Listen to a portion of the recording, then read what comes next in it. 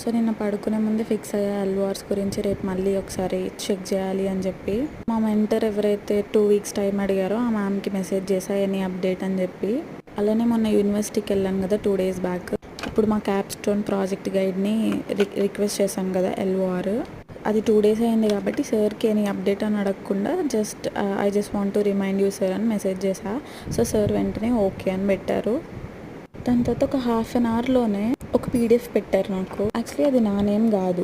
ఏంటబ్బా ఇది పెట్టారు అని చూస్తే, నేను సార్కి యాక్చువల్లీ రిఫరెన్స్ కోసం వేరే మా సీనియర్స్ వాళ్ళది తీసుకొని పెట్టా సార్కి. సార్ ఏం చేశారంటే అది నా నేమ్ అండ్ నా కంటెంట్ అనుకొని జస్ట్ దాన్ని ఎడిట్ చేసి సైన్ చేసి పెట్టేశారు. అప్పుడు ఇంకా వెంటనే సార్ అది నా నేమ్ కాదు, నేను జస్ట్ మీకు రిఫరెన్స్ కోసం ఇచ్చానని చెప్తే అయితే వర్డ్లోకి కన్వర్ట్ చేసుకొని ఇంక ఎడిట్ చేసేసుకో అని అన్నారు. అలానే ఆ మ్యామ్ కూడా రిప్లై ఇచ్చారు. ఆ మ్యామ్ కూడా సేమ్ ఏం కంటెంట్ ఉండాలో అది నాకు వర్డ్లో రాసి పంపివ్వు అని అన్నారు. యాక్చువల్లీ అది ముందు చెప్పుంటే ఆ రోజే అయిపోయేది, 2 వీక్స్ కూడా అవసరం లేదు. వీళ్ళకి ఏంటంటే మనకి పర్టికులర్గా అసలు మనం ఏం ప్రాజెక్ట్ చేసాం అవి ఏమి కూడా తెలియదు. అండ్ మనం కూడా 1-2 ప్రాజెక్ట్స్ కాదు 4 ఇయర్స్లో ఒక 4-5 ప్రాజెక్ట్స్ చేసి ఉంటాం. సో అవేమీ తెలియదు. సో మన్నే వర్డ్ చేసేసుకోమని చెప్తారు. అది ఫస్ట్ చెప్పుంటే యాక్చువల్లీ ఆ రోజే అయిపోయేది. సో నా క్రెడిట్ డిస్ట్రిబ్యూషన్లో ఏమో 145 చేసినట్టే కనిపిస్తుంది క్రెడిట్స్. బట్ నా గ్రేడ్ హిస్టరీలో మాత్రం 153 అయినట్టు కనిపిస్తుంది.